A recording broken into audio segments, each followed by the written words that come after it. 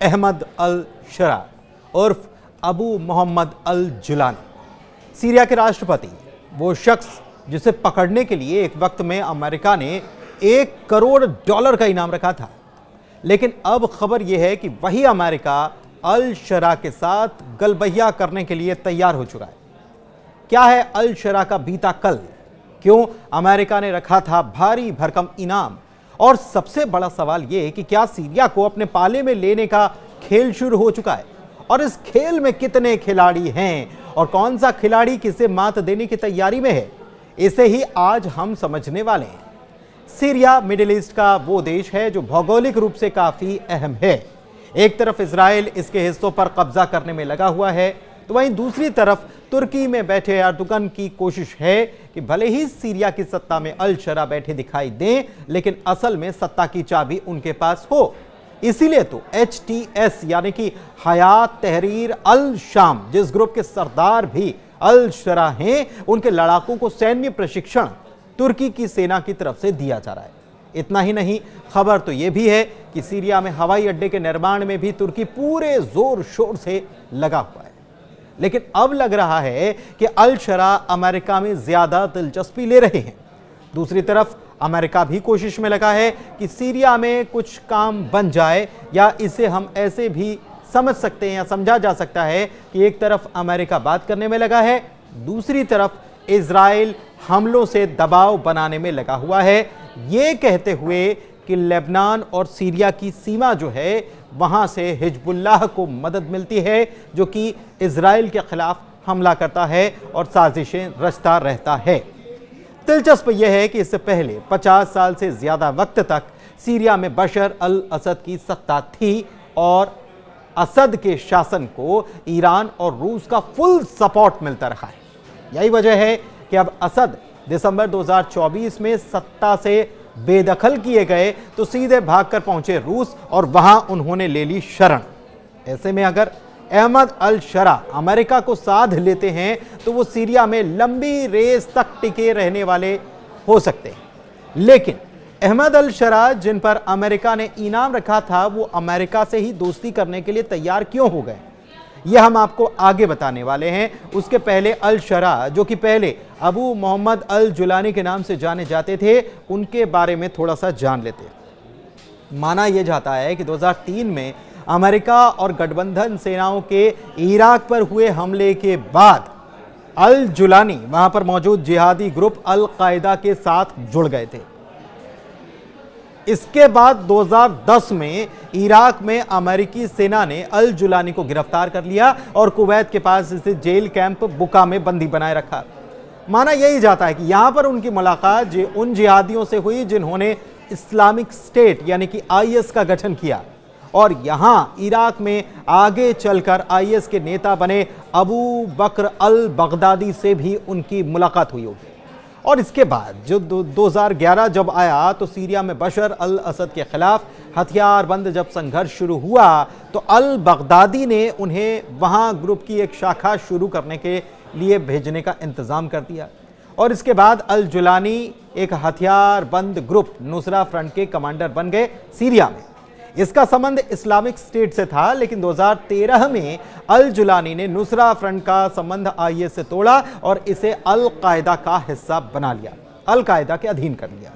फिर 3 साल के बाद ही यानी कि साल 2016 में उन्होंने एक रिकॉर्डेड संदेश दिया जिसमें अल कायदा से भी अलग होने का ऐलान कर दिया कि हम अल कायदा को भी छोड़ रहे हैं। इसके अगले ही साल 2017 में अल जुलानी ने कहा कि उनके लड़ाकों ने सीरिया के अन्य विद्रोही ग्रुप के साथ विलय कर लिया है, एकजुट हो गए हैं और हयात तहरीर अल शाम नाम का एक संगठन उन्होंने खड़ा कर लिया। दिलचस्प ये कि साल 2020 में इसी हयात तहरीर अल शाम HTS ने सीरिया के इदलिब में अलग अल कायदा के ठिकानों को बंद कर दिया। अल कायदा के जो ठिकाने थे जिसके अधीन वो काम करते थे पहले, उसे ही बंद कर दिया गया। हथियार जब्त किए गए और इसके कुछ नेताओं को जेल भी डाल दिया गया। इतना ही नहीं, HTS ने ही इदलिब में इस्लामिक स्टेट की सक्रियता पर भी अंकुश लगाने का काम किया और फिर 2024 आते आते HTS की अगुवाई में ही शरा ने सीरिया की सत्ता को अपने कब्जे में ले लिया। असद के समय सीरिया को ईरान का समर्थक माना जाता था।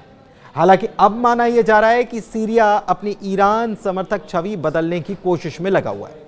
अहमद अल शरा जो हैं, उन्होंने अपनी पहली विदेश यात्रा कहां की? सऊदी अरब में की।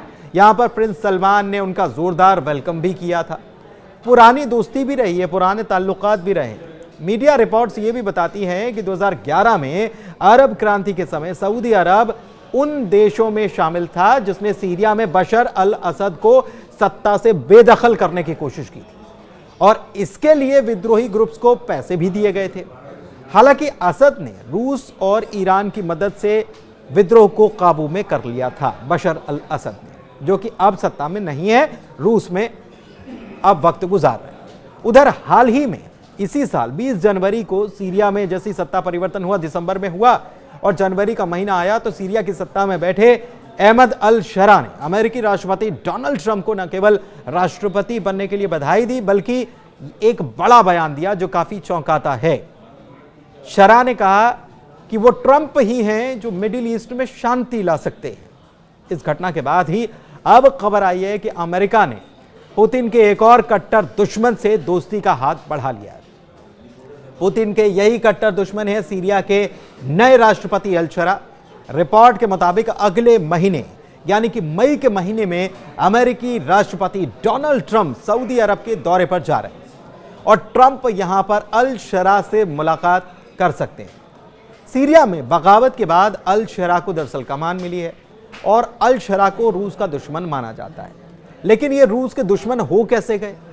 सीरिया में पहले दरअसल बशर अल असद की सरकार रही 50 साल से भी ज्यादा। बशर अल असद रूसी राष्ट्रपति व्लादिमीर पुतिन के करीबी माने जाते हैं। कहा यही जाता है कि पुतिन जो चाहते थे वो सीरिया में उस हिसाब से व्यवस्था होती थी और सैन्य बेस भी जो है वो सीरिया में रूस का है।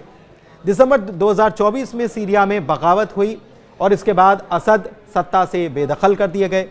सीरिया से भागने के बाद रूस पहुंचे। रूस के राष्ट्रपति के रहमो करम पर यह कहा जा सकता है कि बशर अपनी जिंदगी जी रहे हैं। सीरिया की नई सरकार उन्हें वापस लाने के कवायद में जुटी तो है लेकिन पुतिन की वजह से यह संभव नहीं हो पा रहा है। इधर अल शरा से ट्रंप मिलने क्यों वाले हैं? तो गृह युद्ध के हालात वहां पर बने हुए हैं। एक तरफ तुर्की ट्रेनिंग दे रहा है तो दूसरी तरफ और भी चीजें चल रही हैं। इजराइल लगातार अटैक पर अटैक किए जा रहा है और क्या कहते हुए अटैक कर रहा है कि सीरिया में जहां से सप्लाई लाइन जाती है लेबनान को, वहां पर हिजबुल्लाह के लड़ाके मौजूद हैं, उनको सप्लाई लाइन तोड़ने के लिए हम ये सब कर रहे हैं। लेकिन दूसरी तरफ सीरिया का वो हिस्सा भी है जो इजराइल से बिल्कुल लगा हुआ है और वहां पर इजराइल कब्जा भी करना चाहता है क्योंकि मसला यहां पर पानी का है। इधर गृह युद्ध के हालात भी सीरिया में बने हुए हैं और इसकी वजह से भीषण बिजली संकट से सीरिया जूझ रहा है। कई कोशिशें हो गई, सीरिया के लोगों को केवल 2 घंटे बिजली मिल पा रही है। इधर सीरिया के राष्ट्रपति की पहली कोशिश यही है कि इसको कैसे भी करके दुरुस्त कर लिया जाए, बिजली हासिल कर ली जाए, क्योंकि इससे पहले सीरिया रूस से बिजली खरीदता था लेकिन बशर अल असद की वजह से यह अब संभव हो नहीं पा रहा है और ऐसे में अब सीरिया की नज़र अमेरिका पर है। सीरिया अमेरिका से कोशिश में लगा है कि कैसे भी करके अमेरिकी मदद मिल जाए और दूसरी व्यवस्थाएं यहां पर सुचारू रूप से संचालित होने लग जाएं। दूसरी तरफ इजराइल की तरफ से अटैक जो हो रहे हैं उसको भी कैसे कंट्रोल किया जाए। लेकिन यह भी माना जा रहा है कि इजराइल अटैक अमेरिका को कॉन्फिडेंस में लेकर ही कर रहा है। वहीं अमेरिका सीरिया में अपना जनाधार मजबूत कर ईरान को घेरने में भी जुटा हुआ है।